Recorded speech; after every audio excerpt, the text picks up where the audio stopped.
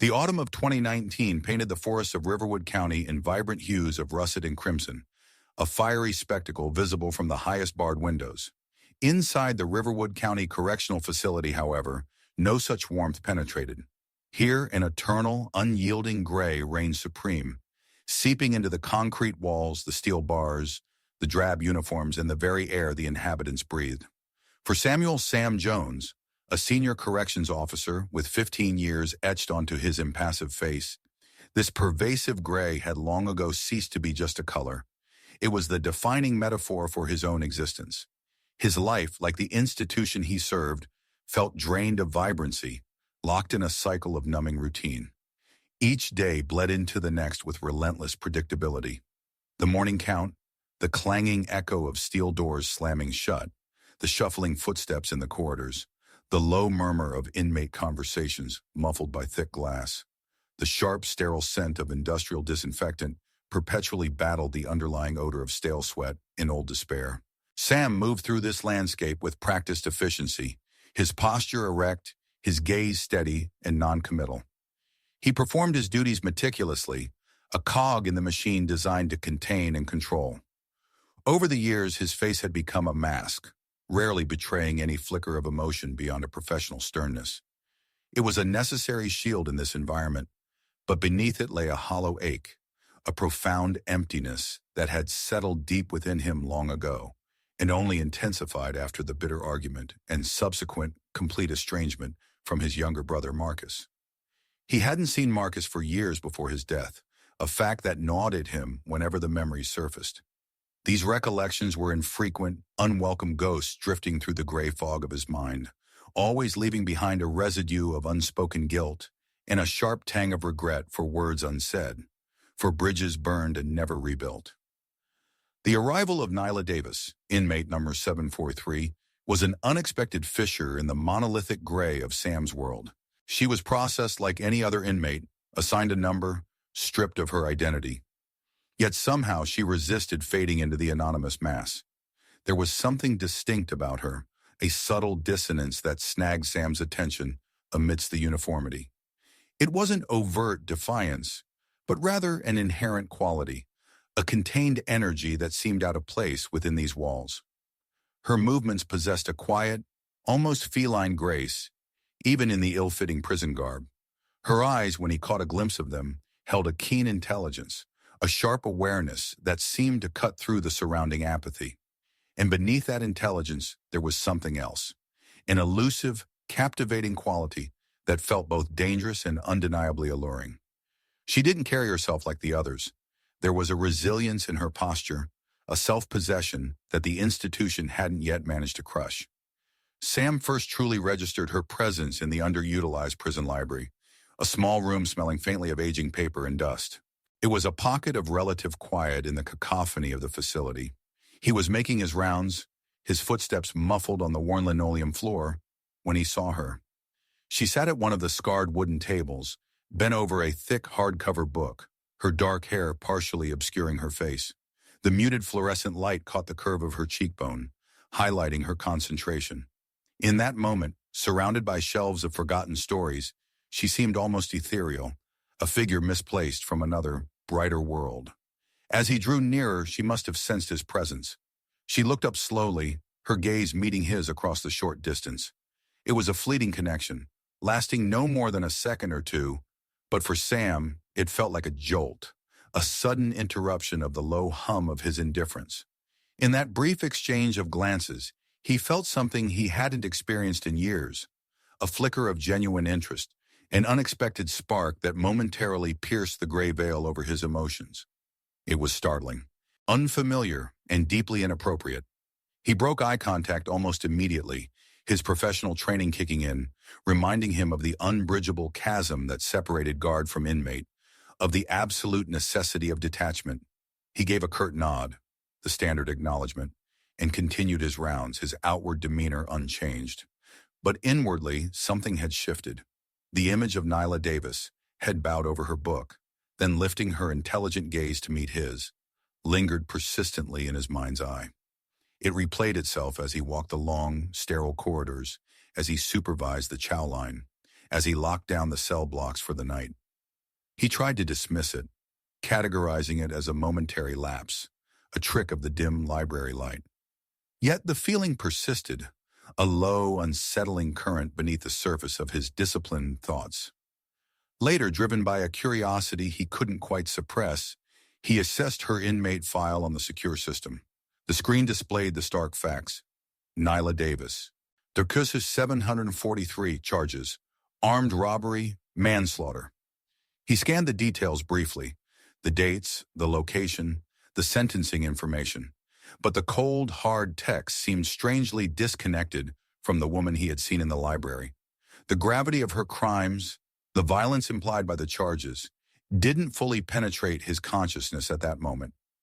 It was as if the unexpected forbidden spark of attraction he had felt had created a peculiar kind of static, obscuring the harsh reality detailed in the file.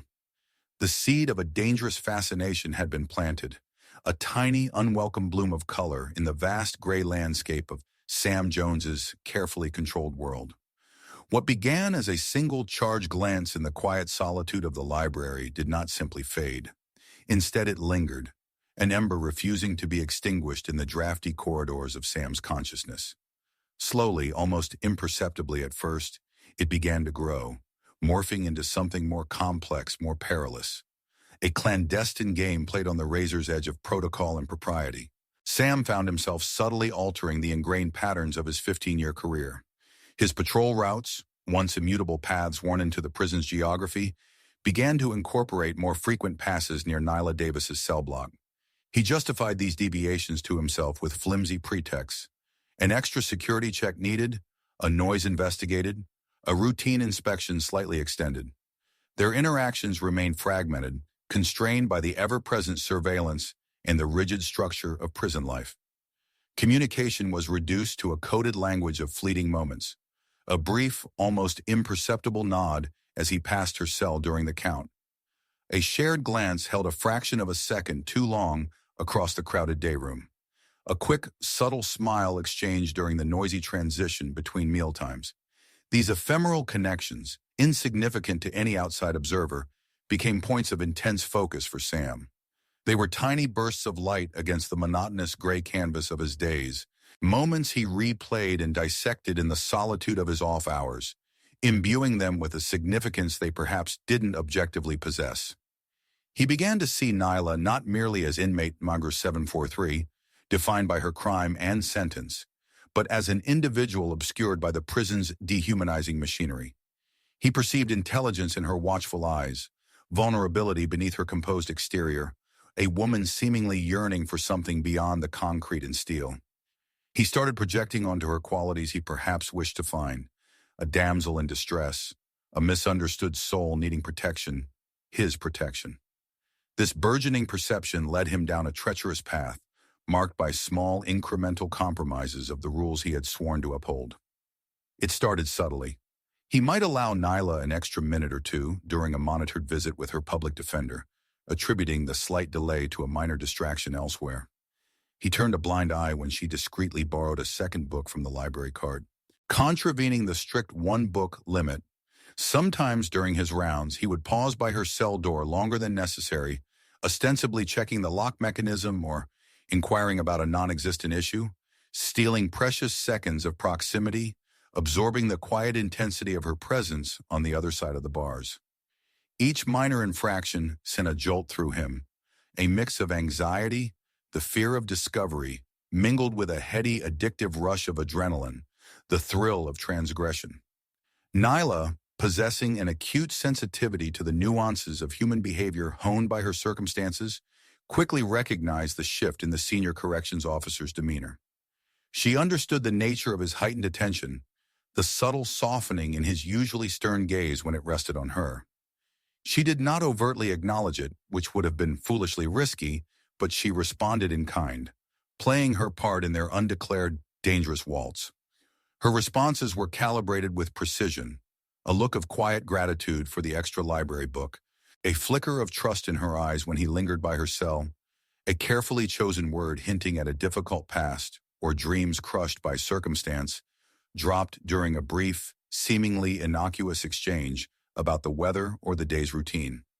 She skillfully tapped into the reservoir of loneliness and quiet dissatisfaction she sensed beneath his professional veneer, weaving an invisible thread of connection between them, fostering the illusion of a unique understanding shared only by the two of them in this place of isolation.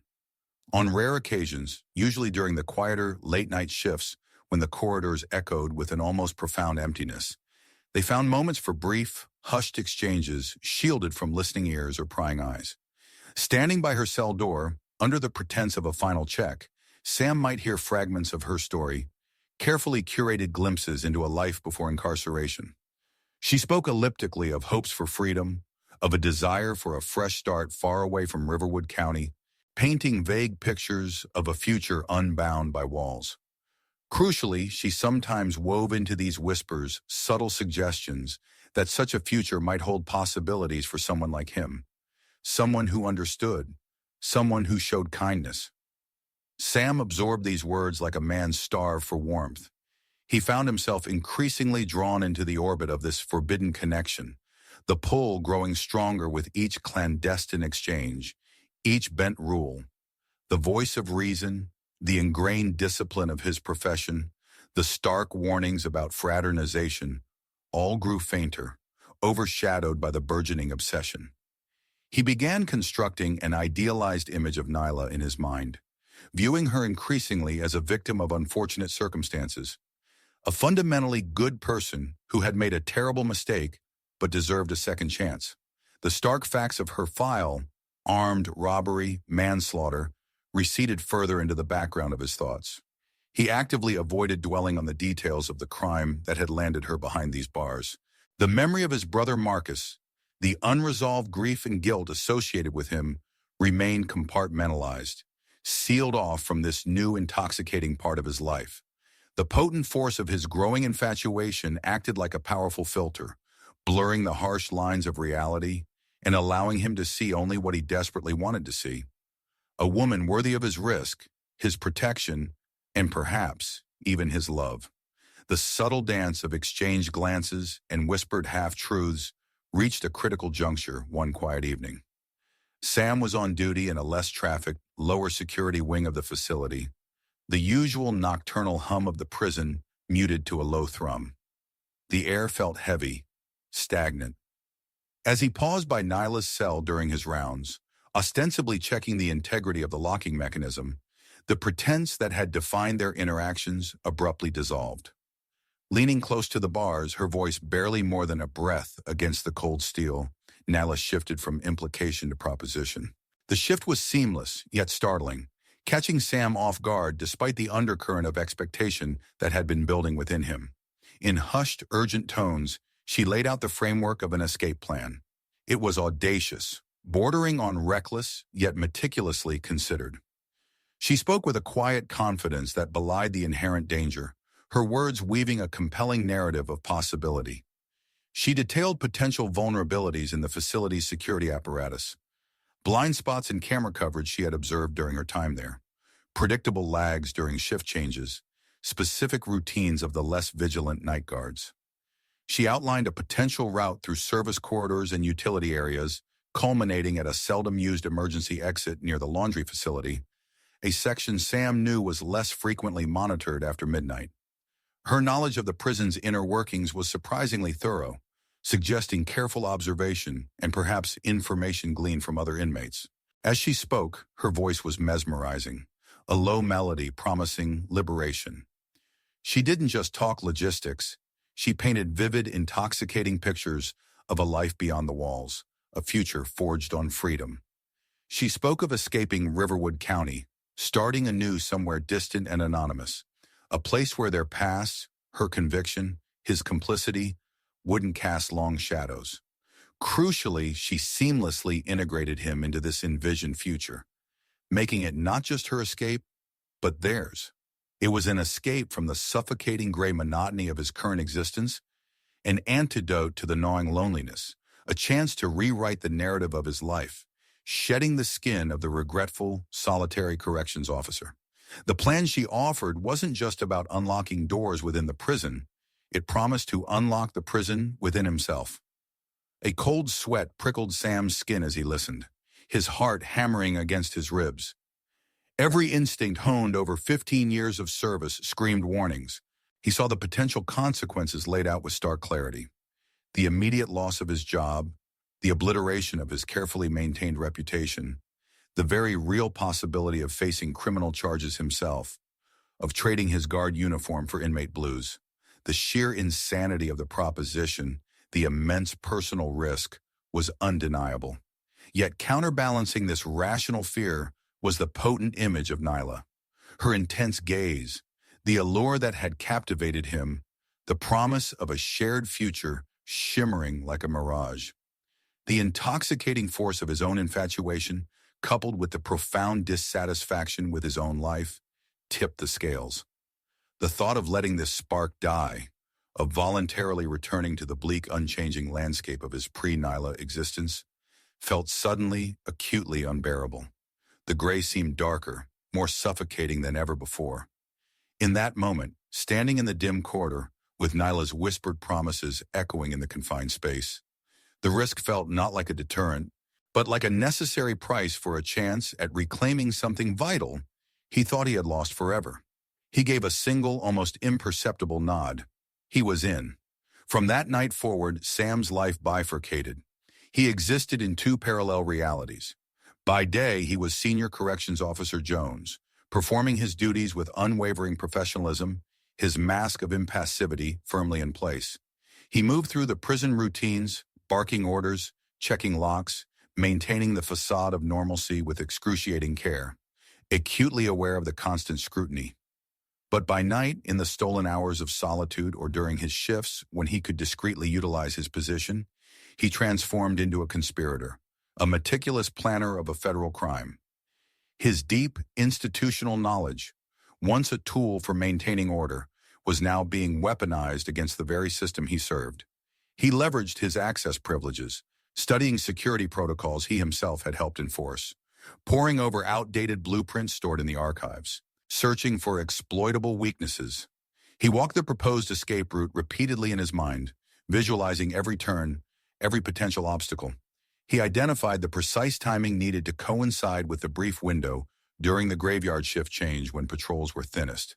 He figured out the sequence required to temporarily disable the alarm system on the designated emergency exit without triggering an immediate alert in the central control room. Procuring untraceable civilian clothes for Nyla became a complex logistical puzzle, solved through careful planning involving a discarded items bin and a moment of opportune distraction. Arranging transportation, a nondescript older model car to be parked on a secluded access road bordering the woods beyond the prison perimeter, required careful timing and avoidance of any traceable links back to him. The tension mounted with each passing day, a constant, low-frequency hum beneath the surface of his outward calm. He felt stretched thin, living a lie that demanded absolute vigilance. Sleep offered little respite, often disturbed by anxious dreams of discovery, of sirens wailing in the night. He forced himself to push aside thoughts of Nyla's actual crime, the manslaughter charge that hovered like a ghost in her file. He couldn't afford to dwell on it, couldn't allow the reality of her past to interfere with the mechanics of the plan or the idealized image he held of her. The focus had to remain razor sharp. The plan, the escape, the promised future. Everything hinged on flawless execution, on maintaining the delicate balance between his two clandestine lives until the designated night arrived. Less than a week remained until the night designated for the escape. The oppressive rhythm of prison life continued unabated. The clang of gates, the disembodied voices over the intercom, the weary shuffle of inmates. But for Sam, the familiar environment had acquired a new, sinister undertone. Every shadow seemed longer, every echoing footstep heavier with unspoken tension. He moved through his shifts on autopilot, his mind consumed by the intricate details of the plan and the looming deadline. The constant state of high alert was taking its toll, fraying his nerves beneath the practiced calm of his exterior. One evening, seeking refuge in the relative quiet of his small utilitarian office, Sam found himself sorting through a backlog of administrative paperwork. Files accumulated, needing signatures, reviews, archiving. the mundane bureaucracy that underpinned the prison's operation. His movements were mechanical, his thoughts drifting towards the final logistical checks for the escape. And then, his hand paused. Resting near the top of a stack was a familiar manila folder, marked simply with typed numerals. Inmate, Chur 743, Davis, Nyla. He had accessed her digital file before, but holding the physical copy felt different, more tangible. Perhaps it was mere coincidence that it surfaced now, amidst the clutter. Or perhaps some deeper, unacknowledged unease, a subconscious tremor of doubt about the woman he was risking everything for, guided his hand towards it. He hesitated for only a moment before pulling the folder free. Settling back into his worn office chair under the harsh fluorescent lights, he opened it. The same typed information he had skimmed weeks ago lay before him, but this time his focus sharpened, drawn inexplicably past the surface details. His eyes snagged on specifics he had previously glossed over, shielded by the intensity of his infatuation. The date of the offense, October 17th, 4 years prior.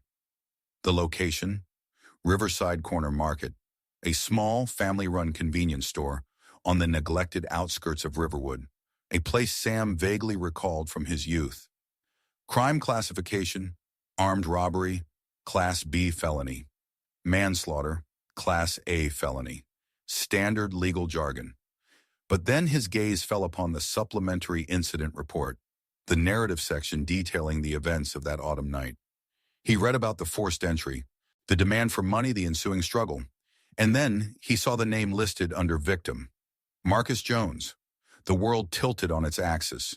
Time seemed to freeze, the low hum of the prison fading into a deafening silence in his ears. Marcus Jones, his brother's name. The name of the sibling he hadn't spoken to in the 6 years leading up to his death. The brother whose funeral he had attended, shrouded in unresolved anger and guilt. That name, Marcus's name, stared up at him from the cold official document, inextricably linking his estranged, deceased brother to Nyla Davis, the woman who had become the focal point of his existence, the woman for whom he was orchestrating a prison break. A wave of nausea washed over him.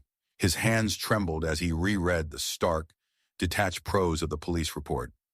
2 perpetrators, one male, one female, matching Nyla's description, had entered the store late in the evening. Marcus, the owner, working the closing shift alone, had apparently resisted. A struggle ensued behind the counter. A single gunshot was fired. Marcus Jones was pronounced dead at the scene. The male suspect fled and remained unidentified, vanishing into the night. Nyla Davis was apprehended several days later, identified from partial security footage and witness accounts near the area shortly after the incident. Sam sat frozen, paralyzed by the catastrophic collision of his past and present. The sheer, brutal irony of the situation struck him with physical force. The woman who had reignited something within him, who represented a potential escape from his gray life, was directly responsible for the violent end of his brother's life. In an instant, the carefully constructed edifice of his feelings for Nyla crumbled into dust. The tenderness, the burgeoning love, the shared dream of a future, all evaporated, replaced by a scorching, visceral wave of betrayal and a profound, sickening hatred. It felt like a physical blow, knocking the air from his lungs. Yet intertwined with the searing anger was an even more agonizing emotion, the crushing weight of his own complicity. He, Samuel Jones, the victim's brother, the sworn officer of the law, had been meticulously planning to help his brother's killer evade justice. He had been falling in love with her. The thought was a grotesque distortion, a violation of blood ties, duty, and memory. The internal conflict was immediate and overwhelming. The remnants of his affection warred violently with the raw grief and sudden, savage need for vengeance. The desire to protect Nyla, ingrained over the past weeks, clashed head-on with the primal urge to see justice served for Marcus. Love and duty, passion and retribution, loyalty to a forbidden connection, and loyalty to his own blood. These opposing forces ripped through him, threatening to tear his already fractured psyche apart. He didn't know what to feel, let alone what to do. The escape plan was finalized. The designated night was fast approaching, and the world had just irrevocably horrifyingly changed. The designated night arrived shrouded in an oppressive darkness. A sliver of moon remained hidden behind a thick blanket of low-hanging clouds, heavy with the promise of rain. The air was still and damp, carrying the faint scent of wet earth and decaying leaves. Inside the prison, the usual nocturnal sounds seemed amplified in the tense silence. Sam moved through the final preparations with a chilling, robotic precision that unnerved even himself. The internal tempest that had raged within him since discovering the truth about Nyla and Marcus had subsided, replaced by an unnerving, glacial calm. It was the eerie stillness at the eye of a hurricane, a placidity born not of peace, but of a terrible, unyielding resolve hardening within him. He executed each step of the escape plan flawlessly, his actions driven by muscle memory and the cold logic of the conspiracy he had architected. He timed his movements to coincide perfectly with the brief lull during the shift change, navigating the labyrinthine service corridors with practiced ease. He bypassed the usual checkpoints, his senior officer's status granting him unquestioned access. Reaching the designated emergency exit near the laundry facility, he expertly disabled the silent alarm system, the electronic click barely audible in the surrounding quiet. He unlocked the heavy steel door, the mechanism groaning softly in protest. He guided Nyla through the opening, his touch brief and impersonal as he helped her navigate the final threshold. A moment later, they stood outside, engulfed by the cool, damp air of the free world.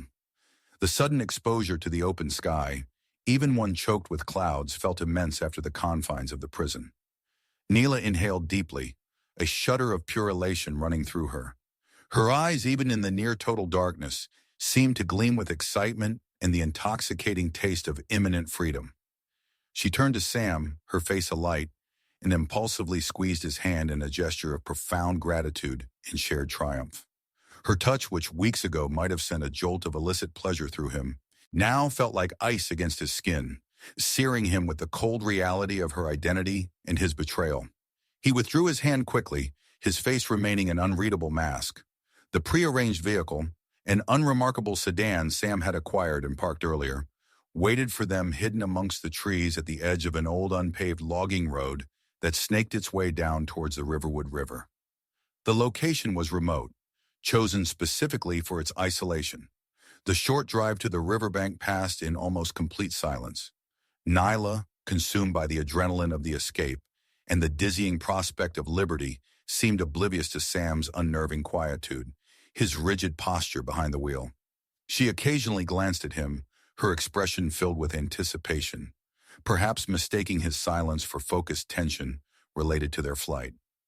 Sam followed the winding track until it terminated near the river's edge, in a secluded clearing screened by dense undergrowth. The only sound here was the constant, rushing murmur of the Riverwood River as it flowed swiftly past, its dark surface reflecting the starless sky like polished obsidian. He cut the engine, plunging them into near silence, broken only by the river's eternal song. They stepped out of the car onto the soft, damp earth of the riverbank. The air here was colder, carrying the river's chill. Nyla turned towards Sam, her face radiant with happiness, relief, and the promise of their shared future. She opened her mouth, perhaps to finally articulate the hopes and plans whispered through prison bars, maybe to embrace him, to seal their pact of freedom. But the man she faced was not the conflicted lover she thought she knew. Sam looked at her, truly looked at her, and saw not the woman who had captivated him, but the abstract horror from the police report made real. He saw the person whose actions had irrevocably shattered his family, the accomplice in the act that had stolen his brother's life. He saw his own complicity reflected in her hopeful eyes, the betrayal of Marcus's memory, the violation of his oath, the irreversible corruption of his own soul. The glacial calm within him coalesced into a single, decisive impulse. There was no hesitation, no outward sign of the internal cataclysm. With a sudden, brutal efficiency born of despair and a twisted sense of justice, he shoved her hard. Nyla cried out, a sharp sound of pure shock and disbelief, instantly swallowed by the river's noise. Caught completely off guard, her feet slipped on the slick, muddy bank.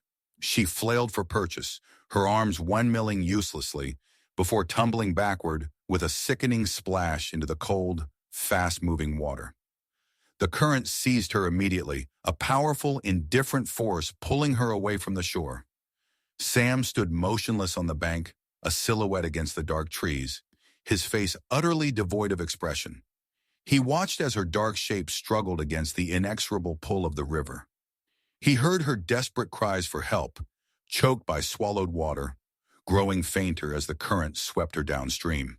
He did not move, did not offer a hand, did not call out. He simply stood and watched, a silent, stone-faced sentinel, until the struggling figure disappeared into the blackness, until the last choked cries faded, until the only sound remaining was the river's relentless, uncaring rush toward the sea. He remained there long after she was gone, staring at the dark, swirling surface, the water now smooth and undisturbed, guarding its newly acquired secret in the vast, indifferent night. Before the first faint strokes of dawn could dilute the inky blackness above Riverwood County, Sam moved with the cold, methodical purpose of a man erasing his own history. The chilling calm that had descended upon him by the riverbank persisted, guiding his actions. He surveyed the muddy ground where Nyla had fallen, his eyes scanning for any sign of the brief, violent struggle. A displaced stone, a broken twig, unusually disturbed earth. With meticulous care, he smoothed over the slick mud near the water's edge, obscuring the frantic indentations her slipping feet might have made. He kicked loose leaves and debris over the area, restoring a semblance of natural disarray. He checked his own boots and clothing for any telltale mud or river water, finding none. Satisfied that the immediate vicinity offered no incriminating evidence, he walked back to the waiting sedan. He drove away from the river, the sound of its rushing water fading behind him, replaced by the low hum of the engine. He took a circuitous route back toward the town, avoiding main roads, his headlights cutting tunnels through the pre-dawn gloom. He ditched the car miles away from the prison, in a derelict industrial area where abandoned vehicles were not uncommon, carefully wiping down the steering wheel, door handles, and any surface he might have touched. He proceeded on foot, moving through the sleeping town under the cloak of darkness, his steps measured and purposeful. He slipped back into the prison grounds through a service entrance he knew would be unmonitored at this hour, timing his return perfectly to coincide with the minutes leading up to the official morning shift change. He re-entered his assigned staff area, changed back into his uniform, and composed himself, meticulously reconstructing the mask of the dutiful senior corrections officer. When the klaxons finally blared hours later, signaling the discovery of inmate number 743's empty cell, Sam Jones was already at his post, overseeing the morning count, his expression a carefully calibrated mixture of professional concern and mild surprise at the unfolding security breach. The ensuing investigation unfolded with predictable bureaucratic inertia. Alarms were checked, logs reviewed, staff and inmates questioned. Sam, as one of the officers on duty during the night shift and one known to have patrolled Nyla's block, was interviewed extensively. He recounted his movements with calm precision, sticking strictly to the official record of his duties. He mentioned seeing Nyla in her cell during his final rounds, reporting nothing unusual. His answers were concise, professional, betraying no hint of anxiety or deception. His 15-year record of exemplary service, his reputation for stern adherence to protocol, served as an unshakable alibi. No one suspected his involvement. The very idea seemed preposterous. He was perceived as part of the solution, not the problem. A reliable veteran officer baffled by the inmate's audacious escape. The focus shifted to potential external accomplices, procedural lapses, or inmate collusion, avenues far removed from the truth buried deep within Sam himself. A few days later, the news circulated through the facility. Nyla Davis's body had been recovered from the Riverwood River several miles downstream by a group of fishermen.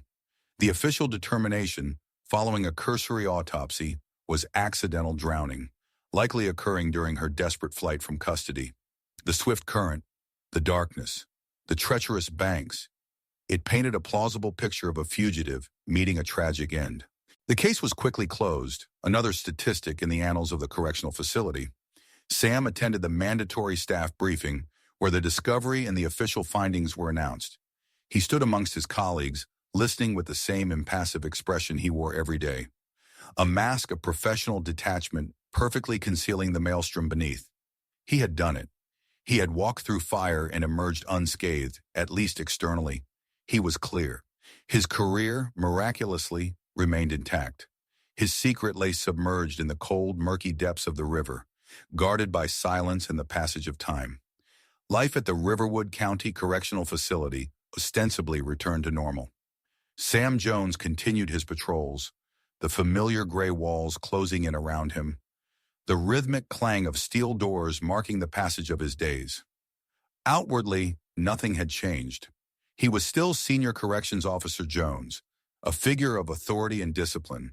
But inwardly, Sam Jones was irrevocably altered.